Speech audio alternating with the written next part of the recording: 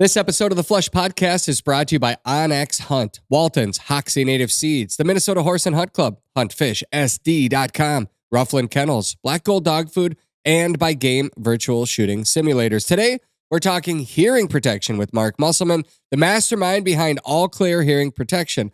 We'll explain how the big blasts slowly steal your hearing and how the long-term effects kick in over time. We'll also talk about how your brain hears different frequencies, how hearing protection made today can help you hear better on the hunt and also save your hearing at the same time. Plus, we'll go through a variety of options that fit your budget and your hunting lifestyle.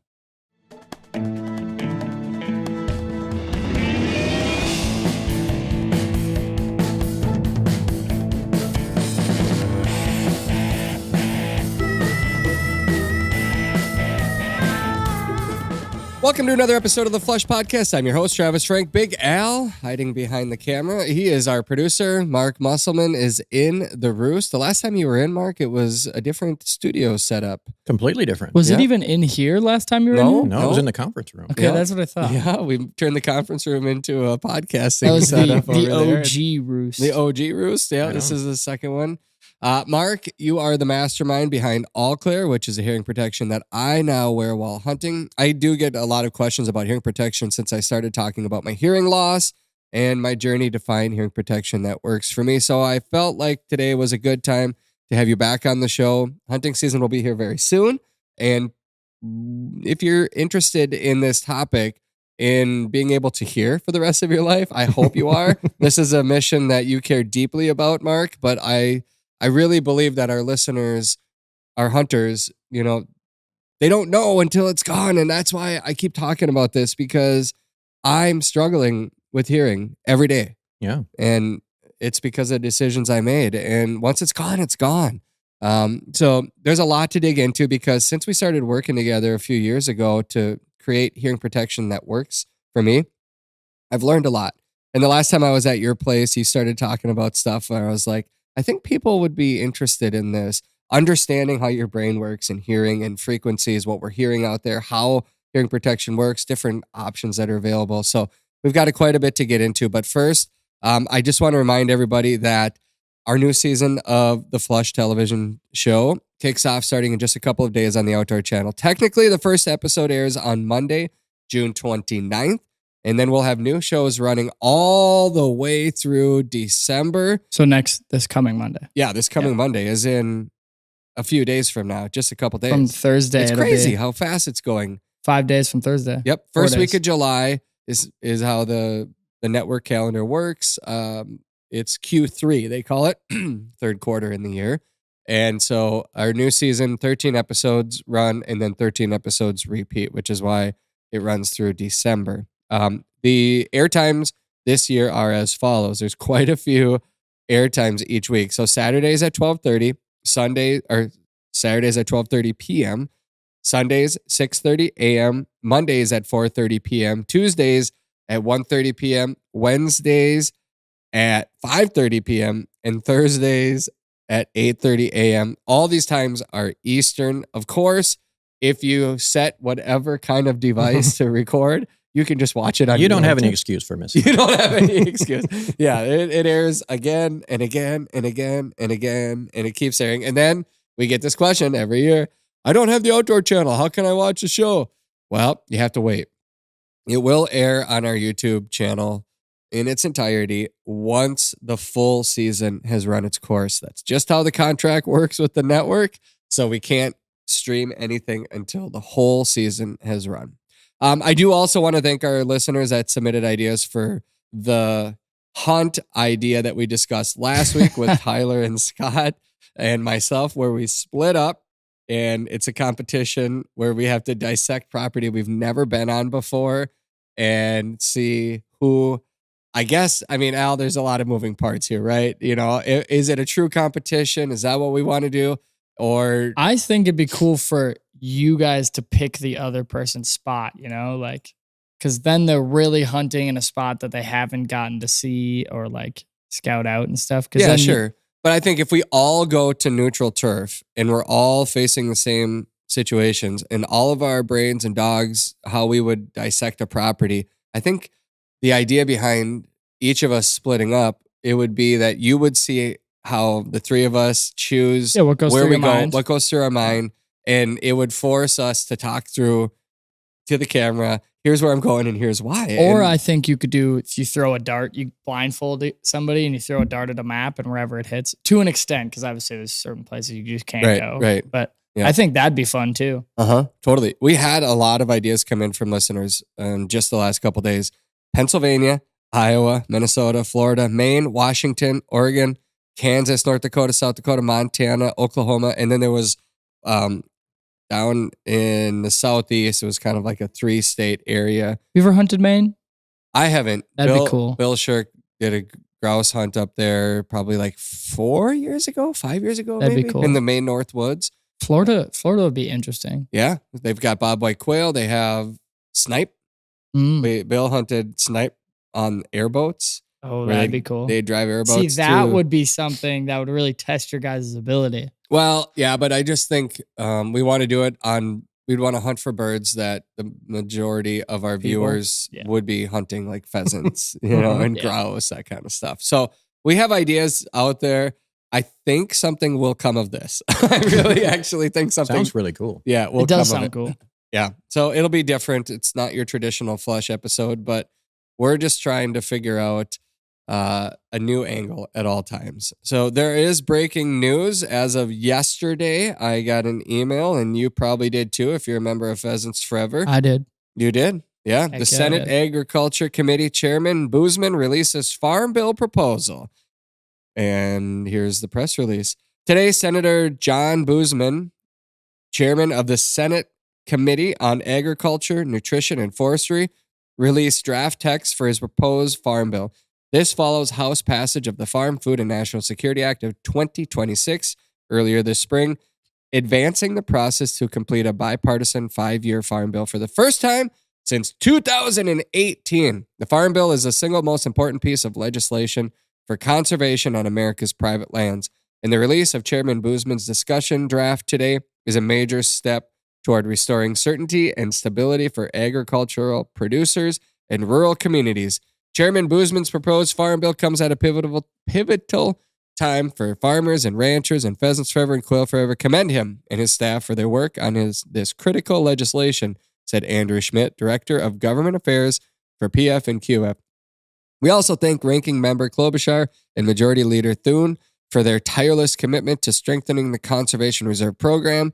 Rural America needs a farm bill, and we urge Congress to come together to pass a bipartisan bill that strengthens CRP and other voluntary incentive-based conservation programs.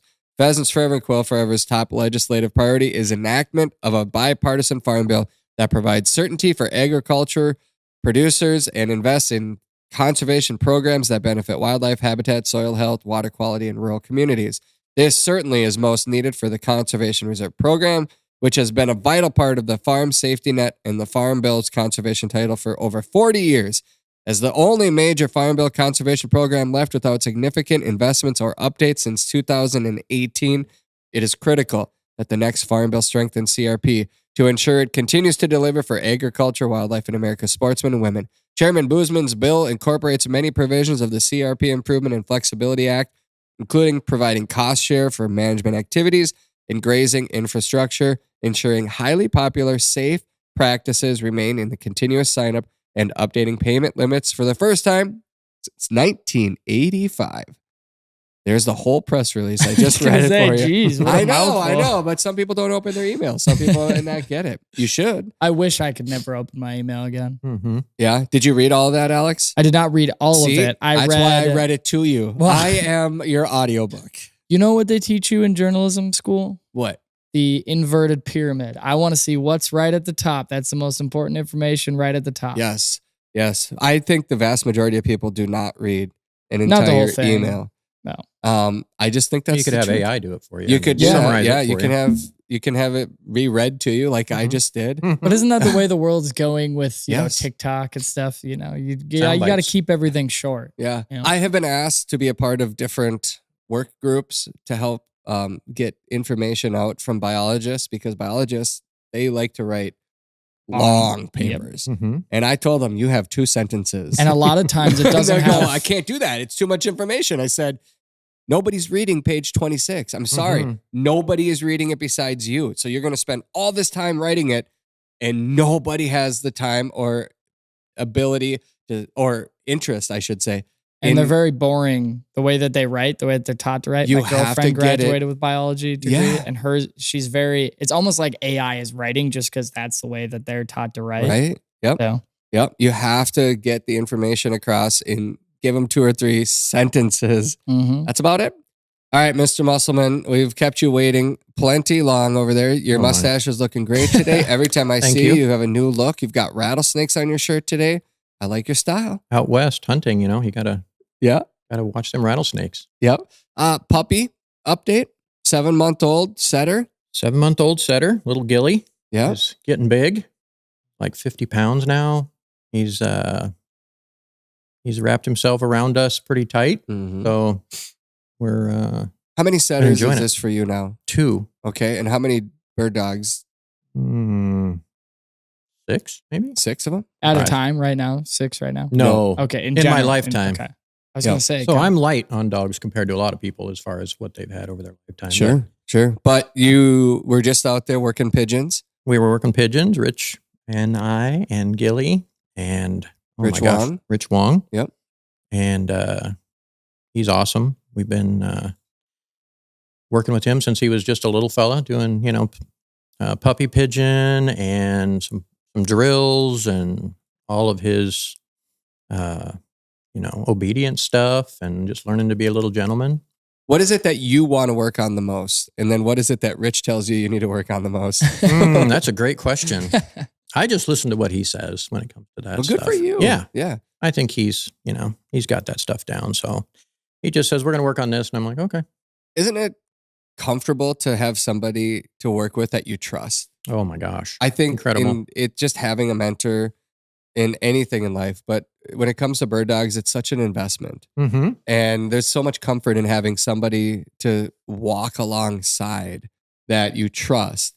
And you just know we're going to get there. We're going to get there. I think I almost get like anxiety about you only have so much time with this little fella. And I don't want to let them down by not giving them everything that they need or deserve to be able to be the best they can be and to be what they're made to be. So yeah, it's like, how can I just pour into them as much as I can? Sure. And so- Well, you talked about the pigeons, and that process is goosebumps come with that. Mhm. Because when you see the light bulb turn on with that little tiny puppy, and then you see them, they get excited Mhm. about the bird. Then all of a sudden you progress to a different stage of working with the pigeon, go from, playing with the pigeon, go to the pigeon in the trap, go to the dog Yep. coming in downwind, locking up. You see Mhm. that for the first time and you're like, oh, this Oh dog my has gosh. it. It's in there. Besides for probably hearing your child say, daddy or mommy for the first time, I mean, it's like right up there. Yeah. You know? It is right up there. Once you've been through all the kids and now, now it's just, these are the little kids. Like when they do that, it's just same kind of feeling of, Mhm. wow, like that light bulb comes on and then I believe it's just birds, as much contact as you can possibly give them on. This will be a fun season. I mean, you're still going to Yeah. have the puppy season, right? Yep. This will be the first hunting season with Gilly. Mm-hmm. And there's going to be a lot of moments where you're like, what are you doing? But like you also- still have when they're like 8 years old. Yes, Mhm. yes. I was just watching some footage of Daisy and I walked over to her and I'm on camera, so they were recording something. I just wanted to have a one-on-one with her.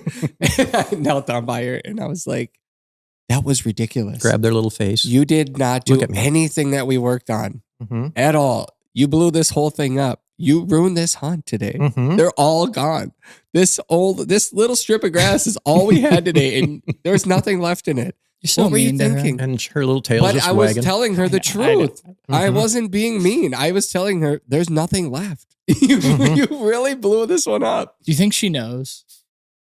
I don't. She knows. I mean, She's just like, oh, he's telling me I did a really good job. yeah. I'm so No. excited. She's looking at you with those eyes that are Mhm. like, yeah. I think thanks. when all of the birds fly away and none of them are on the ground for her to bring back, she knows that this didn't go as Something planned. happened. Something, yeah. And then, I mean, when I make her stand there and I don't move, she'll look at me. And then when she does this, where she licks her lips, that's a sign for dogs to say, okay, you know, like that's their way of communicating to you. I'm paying attention, you know? So when she does that, I'm like, yeah, it's too late though. I didn't yell. I didn't get mad. I just whispered in her ear. There's nothing left. There's nothing left. Them all away. I think they know.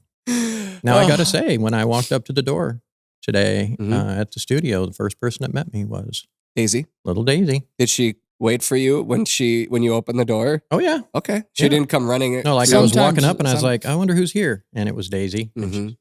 Sometimes you kind of got to get on her because I've seen like a guest come in and she thinks she can go into like that entryway, you know. Yeah. But other times she sits there and waits. So I think it just kind of depends. That's a Scott Franzen thing.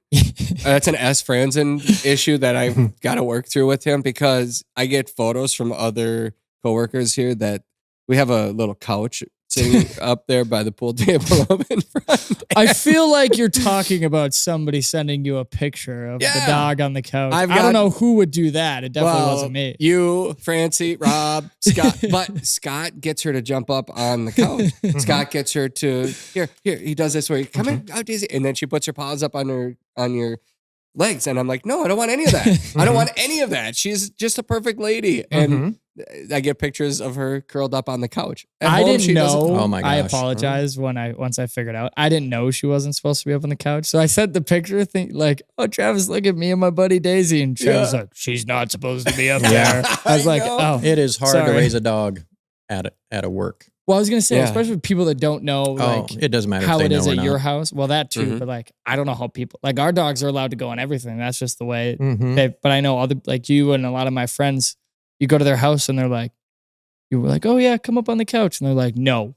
I'm like, but I didn't know. I don't want a dog jumping up on everybody. And no when names here. Because when you don't want them to do it, then they don't know. We do have a couple of dogs that they literally come flying through and they're like up, you know, like when you see on skateboarding where they go up they go into the the wall. The half pipe. Yeah, that's what a couple of the dogs do here where On it's the like, way. oh my gosh, they bounce off your head. They're up on top of the couch. They're up on the ceiling. They're all over like, whoa, what just came through?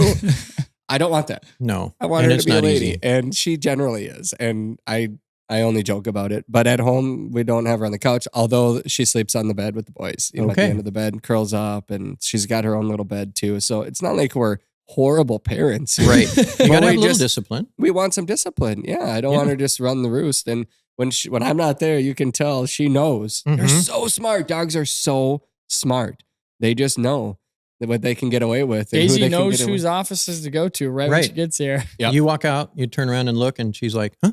All right. We've tried to raise 3 dogs now at Alclair over the last 15 or 20 years, and it's always like that. It's like, no, don't feed them anything in the lunchroom, you know, make sure they stay off the furniture, all this stuff. And then I leave and I come back. Or I'm like, I'll go into the lunchroom and like Oscar will be just sitting next to someone at the table. And I'm like, oh, you ever feed him? Oh, no. Like, well, then why does he sit next to you every day at lunch? Yeah. Oh, otherwise, he would just go somewhere else. But no. Yeah. When the hunt is on, your dog's performance matters. Every step, every sprint, every retrieve. It takes stamina, strength, and focus, and that starts with what's in their bowl. Black Gold dog food is crafted for active dogs, delivering the balanced nutrition they need to power through the season and beyond. Because a good diet isn't just fuel for today's hunt, it's the foundation for all-season performance. Visit blackgoldpet.com to learn more and find a retailer near you. Black Gold. Unleash adventure. I get asked all the time about places to hunt in South Dakota. These questions usually come from out-of-town hunters that want the real South Dakota pheasant hunting experience for wild birds. My answer is Aberdeen. Aberdeen is a hub for out-of-town bird hunters. They have dog and hunter-friendly hotels and lodges where you can bring your own dogs and clean your own birds right there on site. They have thousands of acres of public land within a short drive of town, and there are wild pheasants on all of them. I know this because I've hunted several of these properties myself. I've seen those big flushes where the birds get up in waves, and it's awesome. In addition to the state and federal properties, they also have the Aberdeen Pheasant Coalition properties in the area that are open to public hunting. When you look at a map of publicly accessible places to hunt for wild birds in South Dakota and you zoom into the Aberdeen area, you'll see what I mean. To learn more about Aberdeen's pheasant hunting opportunities and get a free hunting guide, head to huntfishsd.com. I live for bird hunting, and I'm guessing that because you're listening to this podcast, that you do too. Well, we all know that you don't have good bird hunting without good habitat. It's just that simple. Few people know more about wildlife habitat and how to create it than the hardworking team at Hoxsey Native Seeds. Hoxsey Native Seeds is family owned and operated. They're as good of people as you'll ever meet. And Nicholas Lirio and Kent Boucher are also my friends. They've provided America's bird hunters with countless acres of premium native habitat mixes sourced straight from their own fields in the heart of Iowa. They have seeds for perennial food plots, quail mixes, pheasant mixes, CRP, even dog-friendly seed mixes. They are my go-to source for all wildlife habitat questions, and they can be your source too.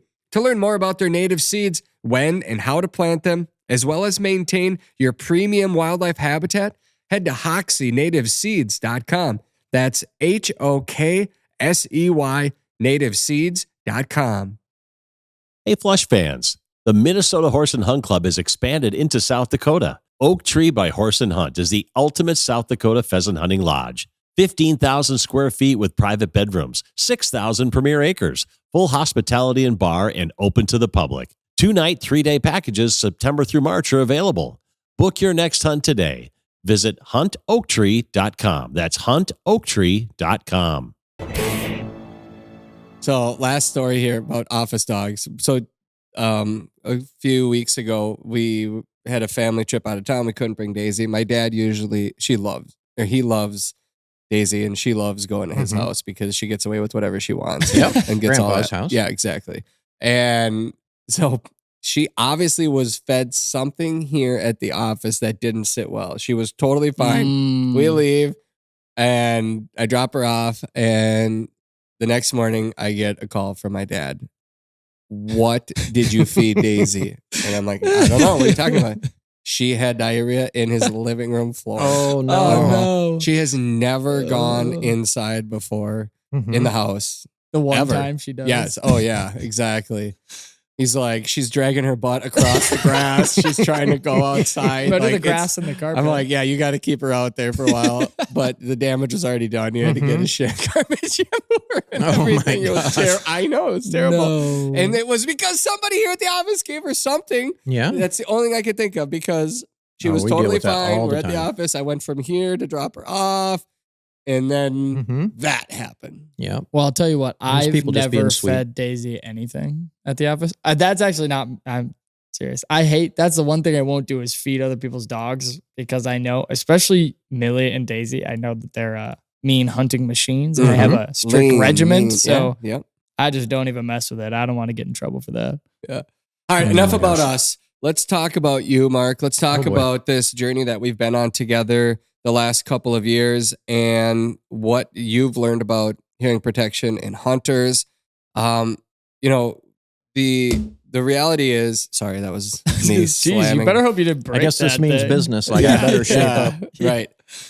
You have a handful of different hearing protection options. You're wearing some monitors right now in your ears. For people that didn't catch the first time that we had you on the podcast, what was it, 2 years ago, maybe? Gosh, Something has like it been that? that long? Oh, Yeah. smokes. Yeah, probably. Your story, just to recap it, you're from the music industry. You make hearing protection for musicians, and you're also a bird hunter. So you thought, well, if I can help them, I should probably be able to help hunters. And Rich introduced me to you. And I explained to you some of the issues that I was having with some of the hearing protection that I had tried. Also, the fact that I wear hearing aids every day because of my hearing loss due to my inability to protect my hearing earlier in life. And so you went to work and you said, I think I can eliminate the moisture buildup that blocks the sounds that you're trying to hear. I think I can eliminate the wind noise and keep you able to hear what you want to hear out there and not just have a in your ear the whole time you're walking, because nobody wants that. And also enhance the sounds out there so that I do not miss what I want to hear. Right. Directionally, to hear the flush directionally, that's an important thing versus just sending in sounds that I don't know exactly how other devices work, but these are the things that I was struggling with. And you said, I think I can help you. And you went to work. A few months later, you asked if I could come up and try them out. I did. And I've been wearing them ever since. And I've also been telling people about it. And people have been asking me about it because I'm not the only one that doesn't want to lose their hearing. I'm not the only one that has lost their hearing. Mm-hmm. And people just want to know how to do it in a way where it works. But there's also just, there's things that come along with hearing protection that you've learned and that I've learned now. And every time I'm up at your place, you teach me something new. And I thought, let's talk about that so people can understand that, right? Right on. There's an evolution with everything, I think. Yeah, totally. So has this world grown for you in the outdoor space with the hearing protection since you started doing it? And oh my gosh, yes. Are people taking the advice? Are they doing something to protect themselves? I think so, yeah. Yeah. I mean, it's certainly growing. And I do think, I mean, to back up, I do feel like one of our main goals in this whole thing was to try and change the culture of hunting to say that these little things are part of our kit. Like if you don't protect your hearing doing anything loud, especially hunting or running a chainsaw or running a table saw or, whatever you do, you're going to have hearing damage and that is not coming back. And it's something that I experienced. It's something that you experienced. And it would be really cool. I'd be honored if like at some point, the culture is just, young people just get hearing protection, older people just get hearing protection and they just start wearing them. They get used to them and it just becomes part of what we do. Like all the other gear that we buy, it's just part of it and it's part of the experience. And that's boots, kind of what it's all shotgun about. shells, everything else. Yeah, I mean, for me it is because I'm so used to now hearing what I can't hear without them Mm-hmm. that I can't hear my hunting buddies talking if I don't have them in. I can't hear, depending if I'm turkey hunting, I can't hear the gobbles if I don't have them in. If I take them out, I can't hear what I want to hear out there as part of the hunt. So now for me, you can't even hear me talking to you right in front of you. He mumbles like, I mean, he's talking into the microphone right now, but when we're not recording, I swear he's hiding somewhere in a different room talking to me. Mumble, Travis. It's because exactly. it's because my brain's going a million miles a minute. Mm-hmm. Yeah, but he mumbles and he talks quietly, and so I'm constantly. It's like, what, Al? What? And in the way that I got to tell you, like everybody that comes in for a hearing instrument says everybody mumbles and they're talking really quiet, and I can't hear. Mm-hmm. But this guy really does. I do. Because there are people here that I can hear. Well, when I'm editing the podcast, I start up here, then I slowly that's what I do when I talk. I start up high and then I slowly towards the end of the sentence get quieter and quieter. Yeah, you're diving. He really does mumble. Anyway. Okay, I believe you. Anyways, we got important business to talk about. So this is the thing, though. This is the reality of hearing loss. I mean, so that's not. I mean, that is what you're faced with, and everybody that's dealt with this knows what you're talking about for sure. So I also always am looking at people's mouths when they're talking. Mm-hmm. So I hear with my eyes and my ears. Yep. Because if I don't if you turn around, I would struggle to hear what you have to say. Yeah. And I don't know how the brain works. You do, and how the hearing part of it works, but it's a visual thing for me as well. I'm always looking at my kids, my wife, whoever's talking.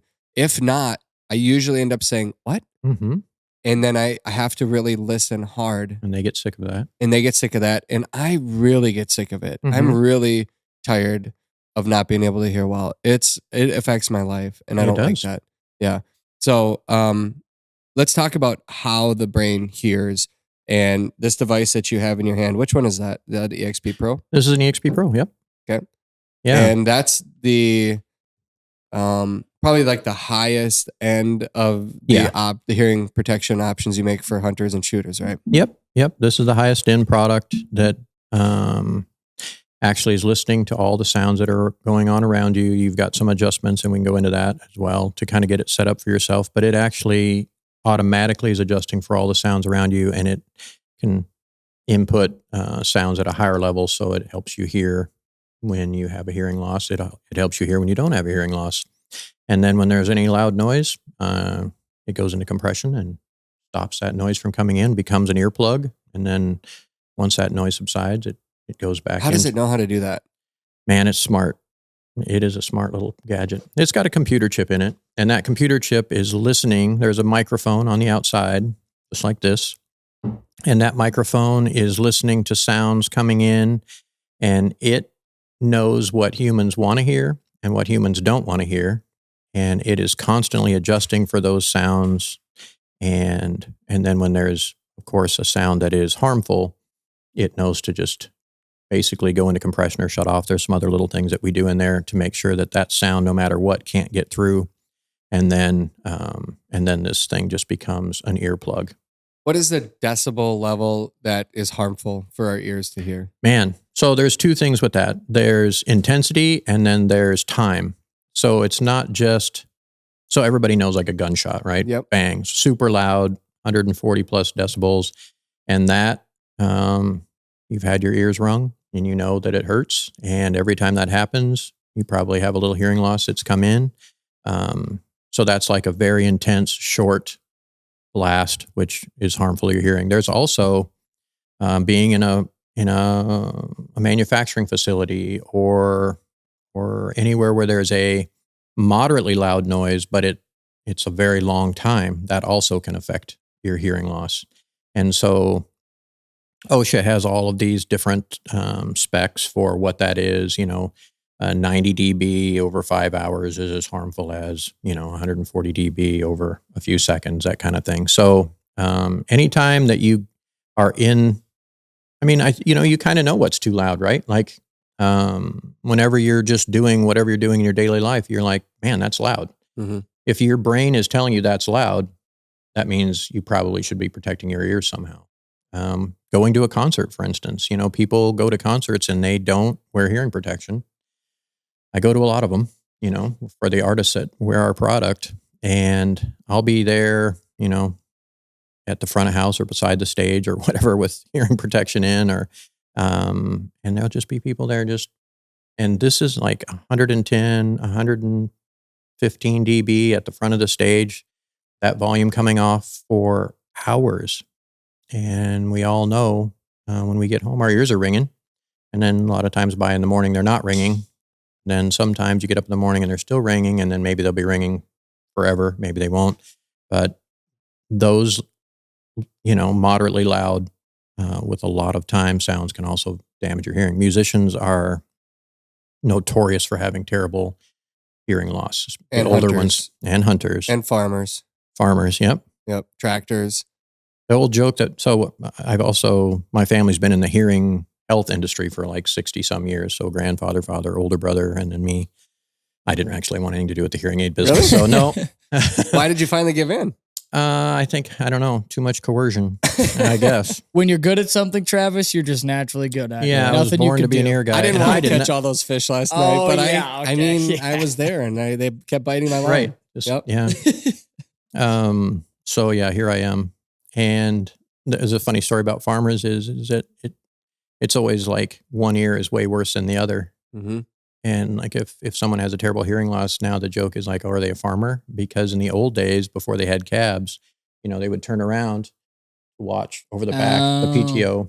Mm-hmm. And so whatever ear was next to the stack was the ear that was going to get hammered. And some farmers looked over their right shoulder. Some farmers looked over their left shoulder. Interesting.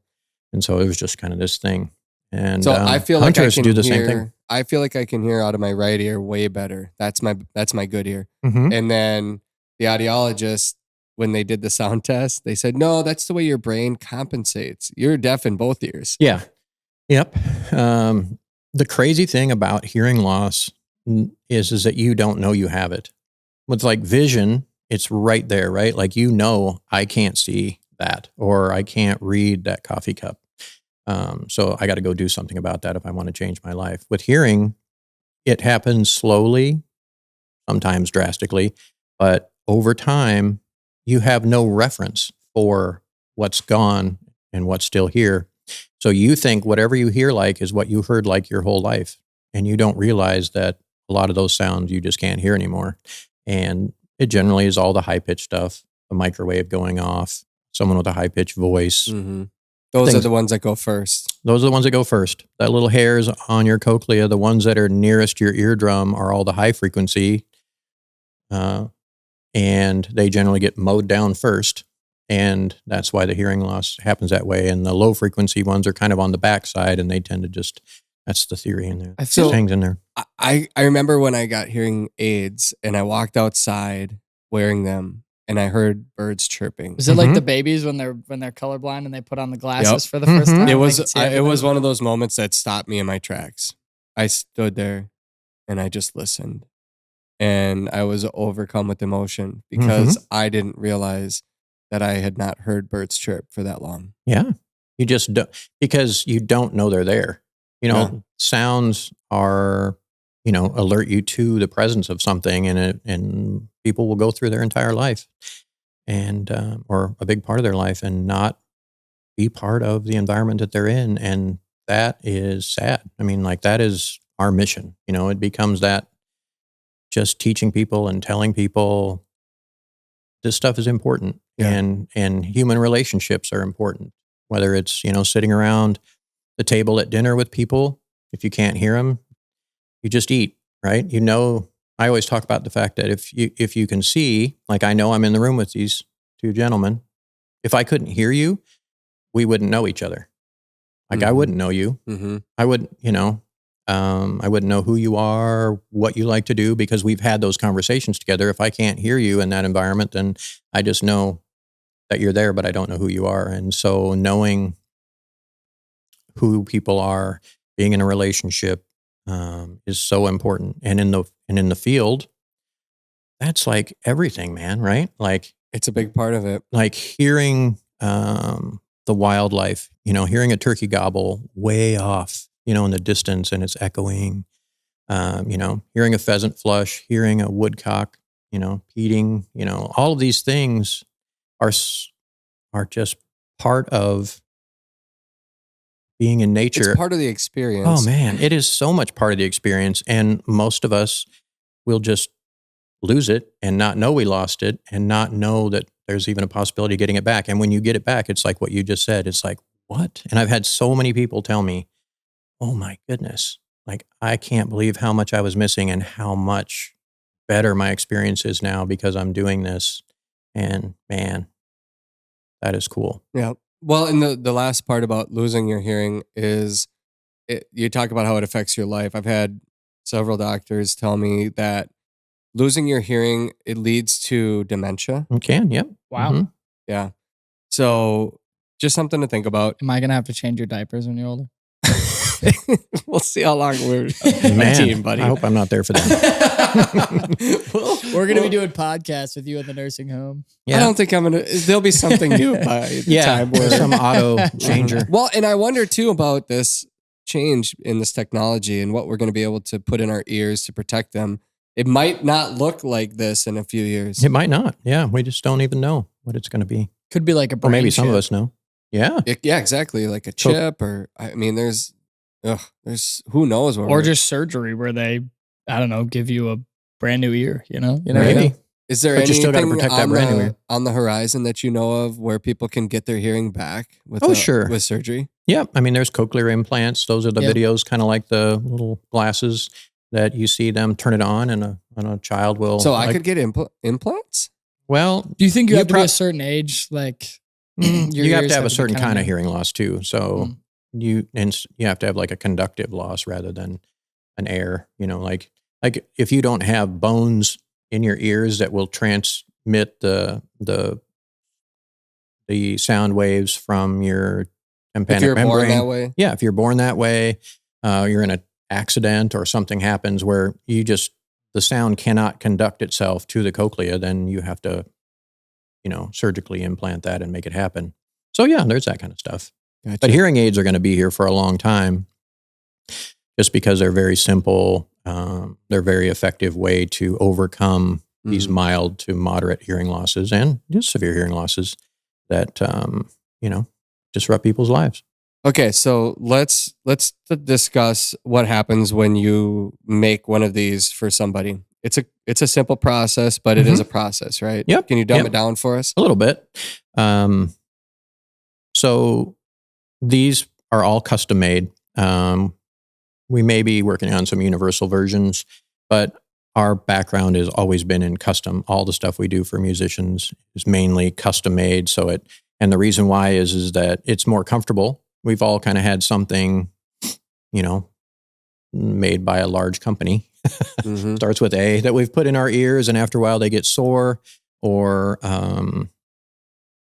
universal fit things with little domes on them, and they never quite fit right, and they never just stay in, and those kind of problems. So making something custom means that we have an impression made of your ear. So you go to an audiologist or one of our locations, and we shoot goo in your ear. Yep. And then that solidifies. We take it out. We have what we call an ear impression. That ear impression goes into our 3D lab. They scan it, digitize your ear, and then they virtually craft the shell part of this product. And that's acrylic. Acrylic, yep. And then they send it to these 3D printers that we have, and we 3D print the inside of your ear, hollow, and then we put all the electronics on the inside. We seal it all in and finish it off. And Waterproof? it's not waterproof, but it's water resistant. How long does that process take from the time you put the goo in to the time you have the finished product? Or did you take somebody's ear mold? You mean just the ear impression part? Well, just how long does the entire process take of getting the ear mold, and then once you have the mold 3D printed, putting stuff in there? Yeah, in normally a few weeks to build that. If you just sat down and made one, it would probably be about, I would say, 6 hours or something like that. So that's a pretty significant amount of time, because we have almost 30 people that are crafting these things in all the parts. And so there's lots of little, it's all handmade. So it's all, you came to our facility, you'd see people handcrafting the shell, hand wiring all the parts that are going on the inside. Tiny, and they're teeny. They're looking through microscopes. and big magnifier lights. And so everything that we do is made at our shop. And so, there's just a ton of processes to get it done. And then once it's finished and tested, and it gets packaged up and shipped off to you. So people don't have to come to Minnesota to your place. They can get it in Iowa, anywhere. Louisiana, Yep. California. We normally say just Google hearing aid center or ENT clinic in your zip code, and then just call them and say, I'm going to buy a product online. I need an ear impression for, and do you do that? How much is it? And you schedule an appointment. They'll do a little bit of looking in your ear, make sure everything is healthy, and then they'll shoot the goo in there, take an impression, hand them back to you, and then you ship them in to us, and we get started from there. Gotcha. So it's not, in today's world of, I want it in 24 hours. Right. It's not Amazon quick. It's not Amazon quick. We ordered something the other day for my daughter. I broke her kickstand on her bike, and I was like, we can replace that. No, we got it same day. Yeah. I didn't want that. I don't want that. I don't want you could somebody just go to deliver on to Sunday. the store. Huh? It was a Sunday, and we got it that day. Yeah, I want crazy. people to take Sundays off. I don't expect the package to be arriving on a Sunday, and I don't want it to be that way. Mm-hmm. But that's the world that we're living in, and I can tell you that a lot of customers don't like to wait a few weeks for something because of that. But in the music world, it's normal. They've got time right now because hunting season. I mean, I know people are out shooting at the range and wearing them there too, but now is the time. Now is a good time. Now is a good time because it gives you a little time to get used to them. Get used to them. Let's talk about that. That is a big subject. That is a big thing because when people put them in, it's, I would say, kind of a shock to your brain. It really is. And it's like you remember when you put your hearing aids on. Yeah. For the first time, not only did you walk outside and heard the birds, you probably hear shh. You hear this sort of white noise that's going on. And what you don't realize is that's the noise that the world makes. Cars in the distance, construction equipment, rustling, birds, things going through the trees. And our brain probably just blocks that out. And it's exactly right. And that's the thing that takes a while, because I always say, like, you hear with your brain, you don't hear with your ears. And your brain is what is taking in those sound waves and converting them to, the sounds that we hear and thoughts and all of that stuff. And your brain is so used to hearing what it hears that when you change that, it's like, whoa, what is that? What's and, going on? And it can actually be disturbing. It can be a lot of very people. distracting. Yeah. And that's one of the biggest complaints in our hearing aid world is, man, I mean, how many times have I hear this buzzing noise in my kitchen and I never heard it before. These hearing aids are just driving me nuts. And we're like, yeah, that's the refrigerator. And it's been making that sound your whole life. Your refrigerator's clearly running. It is clearly running. And you want it to be. And if you just wait a few weeks, you won't hear it anymore. Well, how's that? Well, because your brain is going to start saying like, that's just garbage noise. That's something that I don't need to pay attention to. And it just starts to fade it back into the background. This is the interesting part of the hearing conversation that we've had, just the two of us, where I think it's important for people to realize that, because I hear it when people say, I can't wear them. Yep. I can't wear them. It's too much noise. And I'm like, yeah, I get it. Trust me. I've been there. I understand you. There's a part of the way your brain works so that you get over that. You get over it. There's two things actually that of course there was me starting to make these and use them and then sell them to other people. And so over time, it's been kind of fun to develop our little cadence of how we do it as well. So one of the things is you put something in your ear that plugs it, and instantly you think, I can't hear anything. Even if it's on, your brain sort of says, I can't hear. So I need to turn the volume up. And you keep turning the volume up until you start to hear things. And now it's making this hissing sound because you're hearing things that are over amplified and you're hearing that hissing sound. But you don't realize that you're way past what you could hear if you turned it down. So one of the things I do that I talk about now, when someone gets one of these things and why it's important to kind of get them early is you should put them on and go for a walk with your spouse and your dog or whatever you buy yourself, whatever you do on a trail, not hunting. Because here's the problem with hunting is we only have so much time to hunt, and it's very important. And if you put these on and go hunting and you're having a bad experience, you're just going to pull them out because you're like, I can't hear. Yep. This is a big deal to me.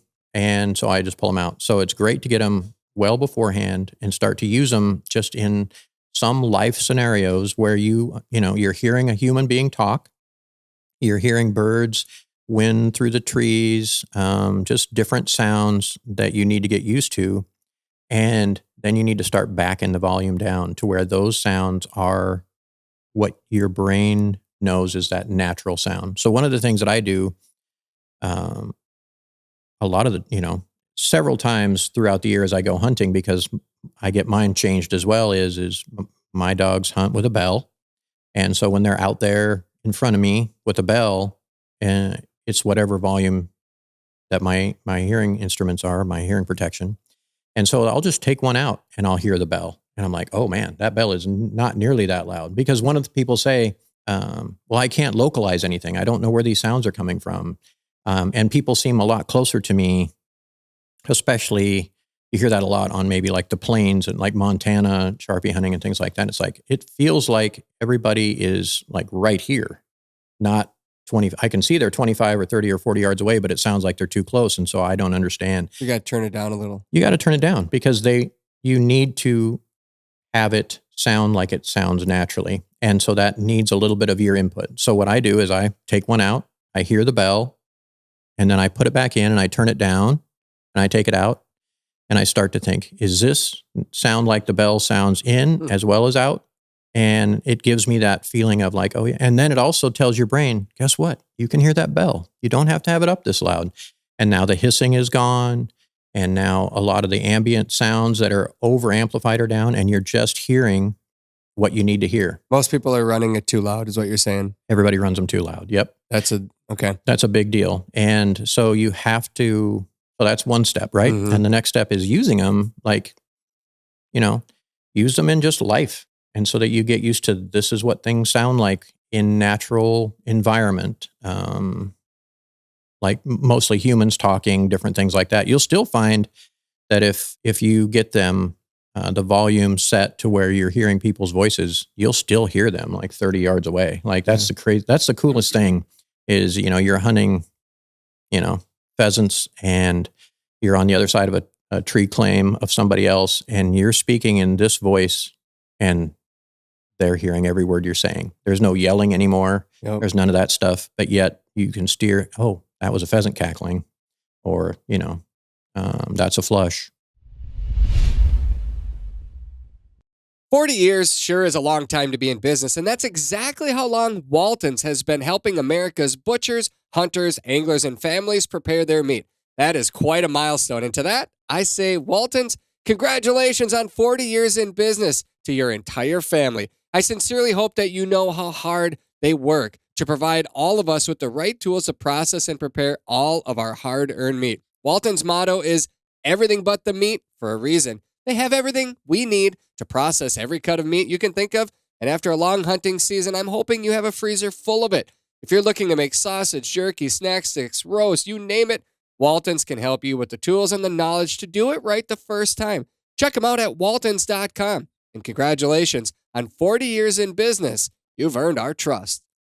If you're looking to sharpen your upland shooting skills, or maybe your kids are starting to get into the sport like mine are, then you need to check out GAIM. That's GAIM. Our friends over there are changing the way we approach training. Their cutting-edge virtual reality hunting and shooting scenarios immerse you in the field without actually leaving your home.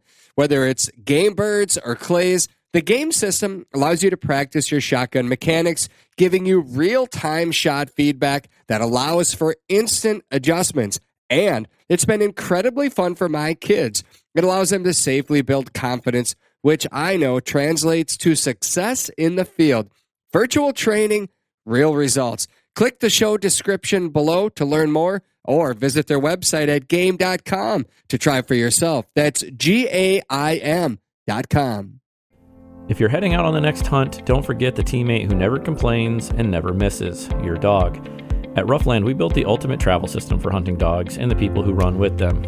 It starts with our one-piece kennels, built tough to handle rough roads, cold mornings, and whatever else the season throws at you. From there, customize your system with stackable gear, food and water containers, organization trays, or insulated covers. Everything is lightweight, field-tested, and made right here in the USA. Because let's be real, we don't deserve great dogs. But great dogs, they deserve a Roughland. Visit roughlandkennels.com today and build your version of the ultimate travel system before your next flush. Here's a scouting tip that might just help you find a few more wild birds. First, grab your phone and then open up the onX Hunt app. In the bottom right corner, click on the 2D button and then select 3D. Then place 2 fingers on the screen of your phone and slide them up together at the same time. After that, zoom into a property that you've hunted before or one that you've never been to and take a look at the terrain in 3D. I bet you'll see a few nooks and crannies that will hold birds out of the elements. I bet you'll see the land in a dimension that you never thought possible. These are the details that matter when you're putting miles on the truck and on your boots during a hunt. onX Hunt is the ultimate tool for us bird hunters. It shows our position on planet Earth, land boundaries, land topography, burns, forests that have been logged, weather, and a whole bunch of other features that will make you a better hunter. If you've never tried the onX Hunt app, then you can download a free 7-day trial to help you understand why hunters like myself simply can't hunt without it. Know where you stand with onX Hunt. So, why do you have 4 different settings built into the EXP Pros? Yep. Help me understand if you're making it for hearing exactly what you want to hear out there, why are there different settings? Right on. Yep. And the reason is that there are circumstances and people's hearing loss that are different than other people. And so as we claim not to have them pursuit specific, some companies have very pursuit specific type programs like, oh, this is for elk hunting, this is for pheasant hunting, this is for whatever. And is that basically frequencies, right? And that adjusts frequency shaping, yeah. What you want to hear. Yep. I need to make a folder of your animal sounds. Man, we might just have to have you out at Alclair and we'll just sit in the other room. Right. Yeah, the elk in the mountains. Al, have you ever heard it? No. Google it. Okay. It's amazing, but it's a frequency. I thought I was there for a second. Yeah, didn't I put you in Wyoming? Yeah, I was there. I Absolutely. Anyway. Anyway. You didn't have to roll your eyes. No, I was like, what was I talking about? Yeah. You were talking about the different I was in frequencies. Montana. The different I frequencies. took him Right. on the hunt real quick. hunts. So, because the claim is that these animals, this is where their sounds are within a frequency sweep, and this is where the impact is, so that they help you to hear it better. Our feeling has kind of been, I've used these ears my whole life to hear all the different game that I've hunted: deer, pheasant, quail, grouse, whatever. Right. So I didn't change my ears to hear different animals or different situations. So I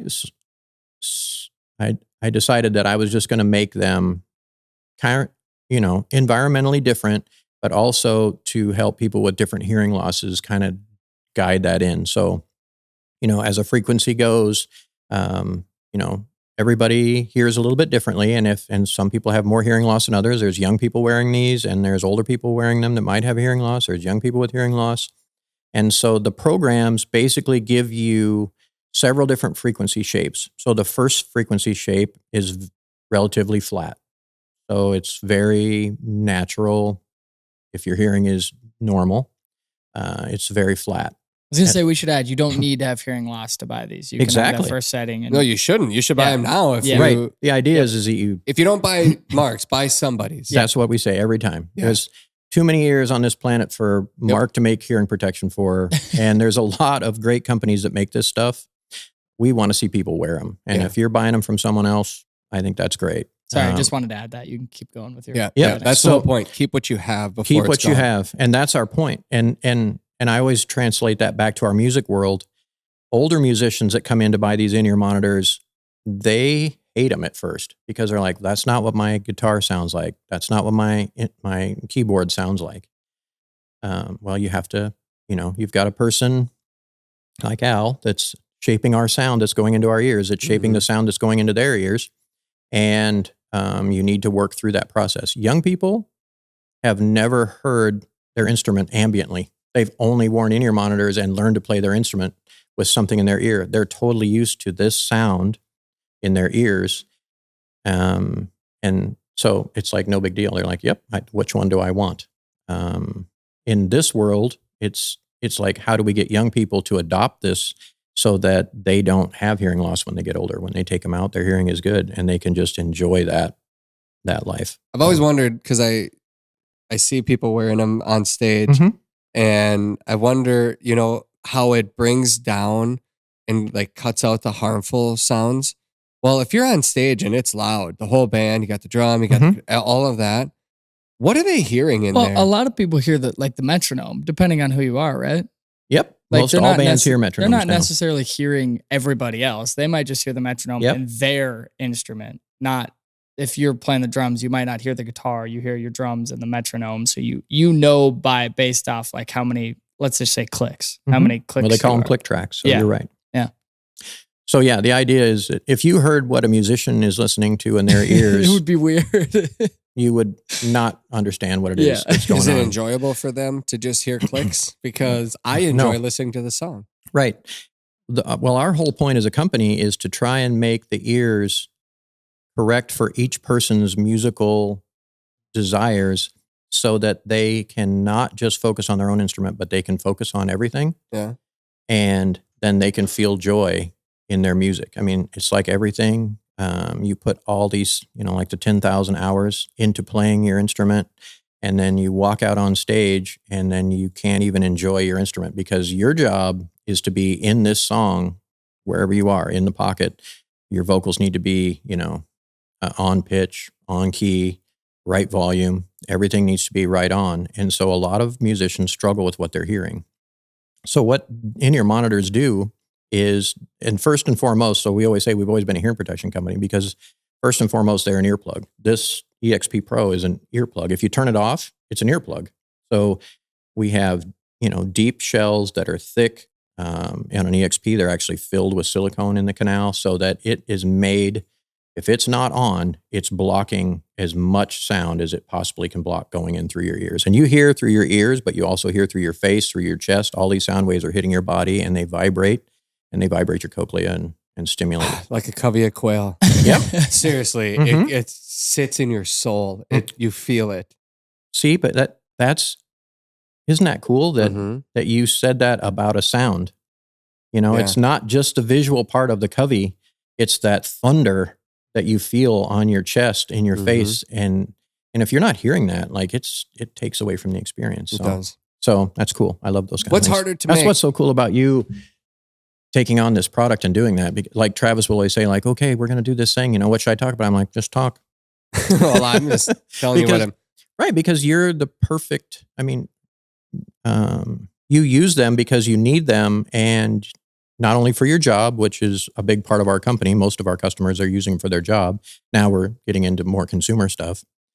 So A, it's important to do your job, but B, it's important to just enjoy your job Mhm. and enjoy what you're doing out in the world. And that's what musicians need to do as well on stage for hearing what they need to hear. Which one's harder to make then? Musician side hearing protection or hunter side hearing protection? Well, that's a great question. To line it up so that it works for them. Yeah. So the hearing protection is all the same if you think about it. These things are just an earplug. Yep. So put a foamy thing in your ear. It's an earplug, right? It's what the product then layers on top of that. That is the environment, is the emotion, is the sound, and it's what brings you to where you are, right? So I think on our audio side, we have 12, 14 different sound signatures, different products, and different price points for different musicians that they can try on and listen to what it is that they want to hear. And for hunters, there's 4? 3? There's 4 programs within Oh, one, yeah. but I one meant main product. different hearing options from EXP Pros Yep. to Impact to Yep. 4. Mhm. you got 4 different options. Yep. 4 And I'll talk different about price points. Yep. What are they? So we have the EXP Pro, which Mhm. allows you, like we talked about earlier, it brings in the sounds, it changes them, puts them in, lets you hear. We have a very simple product that is just an earplug. So it takes that same impression and we digitally scan your ear and we 3D print an actual cast. And then we make our own silicone on site. And then we inject that silicone into the cast. It comes out, we detail it up, and then it makes just a perfect fitting silicone earplug for your ear. And so working, mowing the lawn, working in the garage, running a chainsaw, shooting trap, it's great. It's super comfortable. You can wear it all day long. You'll have it for decades. I mean, the thing that always happens is the dogs get a hold of them because they, for some reason, like earwax taste. I don't know what everybody will say like, yeah, my dog ripped into my hearing protection. I need to get new ones. Keep them away from your dogs and cats. Yeah. Really? Uh-huh. Gross. Yeah. And so it's a great product. We actually have one that is in a different area that it kind of cuts off the main part of it and it's just a canal. And we sell those a lot for sleeping because they're way down in your, they're flush with your ear. So that if you have someone in your room that happens to be loud at night and you want to sleep, Like my dad. perhaps. And we've all been in the fish house sleeping overnight or whatever. And if you're not the first one to sleep, good luck. Right. So sleeping plugs, those are super cool. Those are a big deal on like tour buses and things like that to be able to sleep while you're going down the road after the show. And then we make one that is one of my favorite products, and that is, we call it the Impact Filter Hearing Protection. And so what it is it's the same product of the silicone hearing protection. So it's made out of silicone, it's full shell, blocks the sound, but we actually put a filter in it and we put a tube that goes all the way to your ear canal and it lets in a certain amount of sound ambiently. There's no battery. There's no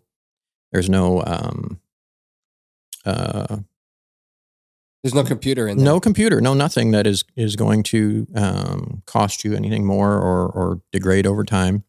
But that filter has a device that when any loud sound, anything over about 85 dB, hits that filter, it will shut itself. How? Well, that's the magic, man. Yeah. Mm-hmm. It doesn't seem possible to have something that knows what a sound is or a decibel Mm-hmm. without it being. It's a sound wave. The sound wave shuts it. if you can believe. What if you get earwax in there? Then it's just closed all the time. So then it's just an earplug, just like the earwax in your ear is. Mm-hmm. And I mean, these things are a couple $100 and they'll last you forever. And they no maintenance on those? Zero maintenance. I mean, yeah, you might need to clean the earwax out of the end of it. You can wipe them off with a wipey and keep going.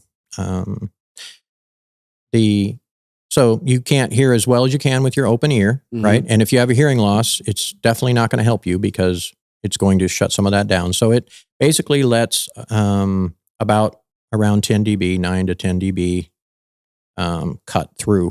So, man, if you're a waterfowl hunter and you're in layout blinds and you're just hearing someone that's, a few feet away, you hear them perfectly. And yet, you can hear all the sounds that you need to hear, but you're not going to hear your shotgun, and you're not going to hear someone's shotgun that swings over to you. You asked how it works. It's like my soundboard right here has a noise gate on it. So if you move, see how it cuts my voice off when you can see me talking? It's the same thing. It just does it. It just cuts it off at a certain decibel. Like I have it set to whatever, a certain decibel, and once you move, if you move away or if you look away when you're talking, it'll just cut you out. Yep. The difference is instead of being electronic, it's fully passive. So there's no electronics. There's no power needed. What a time to be alive, huh, boys? I know. Yep. We're both just teaching us something new every day. Yep. I know. And so there's no reason why not to get hearing protection. I mean, this is not, it's not nothing, but man, for what you get for something like that, and I love to sell these things, people love them. And we use them so this technology came from the music side. In the music world, if you're not wearing in-ear monitors, you might be practicing or preparing for a show. Then there's no sound. You might just be practicing on your own, and they're called musician filters. So instead of having the impact part of it, where there's a loud sound that shuts it down, it just lets all the sound through at a certain decibel, and it flattens it so it sounds like music instead of like when you put your fingers in your ears and you just hear your head voice. And so it allows you to hear the music, but it brings it down to a protective level. I make these for motorcyclists where it cuts all the wind and bike noise out. And man, I love these. I just got back from a week-long trip for my boat. Yes, because that's an issue. I have to take my hearing aids out when I'm fishing because the wind noise. I was not aware of that. Of course, now, I have a 4-stroke motor. It's not that loud. I don't go that fast. It's not the motor sound. It's the motors wind. are quiet. It's the wind. Right. Yeah. But, in the old days, it was 2-stroke motors, and those were... Didn't they smell so good, too? Oh, and they're still all tricked out. People use them. Yeah, I know. I love it. Like, it goes a 2-stroke. But it's funny. This is weird. Now it's 3 times that someone has brought this up. You and 2 other people over the last 3 weeks that have said, would these work on my boat? I live in Charleston, and I have to boat 2 hours out to where we're fishing every day and 2 hours back. Get to boat. Sorry. Get to. Yes. Get to fish. And the wind and even the droning of the motors at high speed get to be too much. I'm like, I never even thought my product would work for that. And so we're starting to see how these products might work for that. Professional anglers and people that are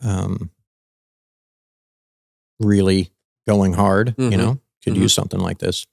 And so that's where the technology comes from. The difference with the shooting sports is it has an impact filter, so it literally will shut down on the gunshot. It works great for sporting clays, trap, skeet, shooting rifle, all of that stuff, outdoors. It's really rad. And if you have good hearing, you can wear them upland hunting as well. But most, is in upland hunting, a lot of things are so far away from you. That's where the EXP really... Yep. And really the EXP is the one that I wear. And just to kind of wrap everything up here, the different options that are available that people have. Oh, is there one more? And that is that we do have people that shoot indoor, pistol and rifle and things like that. And that is such an aggressive sound that we make it's made of acrylic and we fill it with silicone. So it's a matrix of materials and it can be all customized. This one has wood faceplates. You can put your artwork on the outside of it. You can trick it out like a musician would trick out an earplug, but it is not. There is no sound coming through. I mean, there is sound. You can't completely block off sound from your ears, but it blocks the most sound that we can. to wear indoors. And a lot of times we recommend that and then some muffs over the top because that's just such an aggressive sound. So that's that kind of rounds it out. Yeah, I've seen a lot of people with these EXP Pros. I mean, obviously there's so much you can do with it. You can customize it. You can turn it up. You can turn it down. Ultimately, you have to let your brain adjust to it. You do. And on average, how long does that take? I would say it takes a couple weeks. Okay. Yep. And then, using them in different environments and getting prepped for hunting is, take them sporting clay, take them out to the range and use them to shoot with so they get used to them. And actually, they're a killer for that because you can sit and talk to your friends while people are shooting and you never have to take them out. You just put them in and never take them out until you're done. So, and that's what we recommend with hunting too. Just put them in when you get out of the truck and then you get all your gear and dogs and everything and you go hunt and you come back, you get all that put away, then you get back in the truck and you take them out. Like they're made to be left in your ear so that your brain recognizes that this is what sound sounds like. And then pretty soon you won't even know anymore. Like you get in the truck and you shut the door and you're like, oh, well, I think my seatbelt's caught in the door. Like, it like makes a funny sound. You realize like, oh, I have my hearing protection. Yeah, totally. And I notice it when I roll the window down when I'm driving because I'll get in, I'll start driving to go somewhere else. And then all of a sudden I'm like, oh, still got my hearing protection. That's the goal. So I got hearing aids in my early 30s. That's how bad my hearing was at that point, which means the damage that I did happened early in life. My kids wear hearing protection since day one now. And I'm adamant about that. They will not fire unless they have protection because I'm living it, right? I don't want them to. What point do our ears get to where making a mold like these would fit for a while? Makes or is there a sense. certain point in age where your ears stop growing and then you don't have to worry about getting another set and later time? Yep. For these just straight silicone ones that aren't very expensive, we make a lot of these for kids shooting trap in high school. So if you're But they're 14 going to grow. they're going to grow, and this is not, our ears are going to grow. In 5 I'm still growing? You're still growing. In 5 years, you'll there's probably come hope. to me and say like, man, I can kind of hear hope. these things, your nose and your ears, right? So, it may last them 2, 3, 4 years. And then they're going to grow out of it. They'll start to hear around it. And so then they need to get another impression and make How often should I be thinking about a new impression? 7 to 10 years, probably. Really? Yep. Dang, I didn't And now realize some my people- ears changed. It's like, I'm kind of am what I am. I figured I just... The other thing is me gaining for- and losing weight. If you do that, it will change your ear canal. And so you might find that if you lose a bunch of weight, these won't fit. And you have to get them remade. The great thing about an EXP Pro is you don't have to buy all the new electronics. You can just get a new impression. We bring it in, we rescan it, and then take the electronics out of your old one, put it in a new one, and you don't have to buy a new set. So if you had these for 10 years and somebody stepped on one or it gets broken or whatever, you can bring it in or send it in, and we charge $99, and we will completely fix them, rebuild them, put new shells on if your impressions are still within that spec, and you got a new set of ears. Wow. It's a long-term purchase. Well, it's an investment in life. It's an investment in the hunt. It's an investment in everyone else around you. It really is important. And I appreciate you making time to come in to talk about it. Alclair is Alclair. You can see it on his hat. Yeah, you can see that sweet hat. Yeah. That is a nice lid. Thanks, man. Yep. And nice stash, by the way. You're looking I'm good. working on it. I'm Yep. working on mine to get like that too. Yeah. Well, you You're got a looking little pretty bit good of- over there. He is getting I do need there. to. I gotta. Yeah. The neck beard after like 2 days. Oh, it's cool. It sort of grows in blotchy on him. Yeah, that's Yeah, why. like- That's why I just do the stash. That's we talk about it. It's kind of like the Joe Dirt Okay. beard. Hey, man, I had big Anyways. holes for a lot of years before I Yeah. could grow a beard. Yeah, yeah. No, you're gonna get there, bud. Mustaches are way cooler, anyways. I don't want a beard. I should grow one again. You should. Yeah. It's been a 80s. while. Mhm. All right, we'll be back next week. Thank you. Absolutely. I appreciate coming, man. I Gee, love yeah. coming here. Sorry, I didn't mean to just end it like that, just cold. But Mark, it's time for you to leave. yeah. Hit the No, road. well, okay. Is there anything else that we missed that you wanted to add to that? I don't think so. I think Okay. we hit it all. If Okay. anybody has questions, I love to talk on the phone. I love to hear about where you hunt, what you hunt, all the stuff. Yeah. It's fun for me. I end up talking to people for 20 minutes about that, and then 5 minutes about hearing protection, and then we move on from there. If you have questions, if you still aren't sure about what everything's about after this podcast, man, reach out, give us a call. Yeah. You can find our number online. You can DM us on all of the social media things. We love to talk to people. We want you to feel comfortable about it. It's a big investment. It's a lifetime investment. And I think we're running a sale right now. So, $250. Are you? America 250. America 250. Wow. Nice. There you go. So there is a sale right now. Celebrate America with a purchase. Better hearing. Yep, exactly. I like talking to hunters that make products that they use because they get it, they know it, it makes sense to them, and it's built to work for them, which is what you've done. Obviously, I'm a hunter. All of our listeners are hunters. So this is designed by somebody that lives the same life and makes it work into a lot of fun. Into that. So appreciate your time, Mark. And so I will officially wrap this up. All right. Alclair.com is the website, right? Yep. And you'll be able to reach out to their friendly family that's working there as well. Right on. So we'll be back next week with another episode of the Flush Podcast.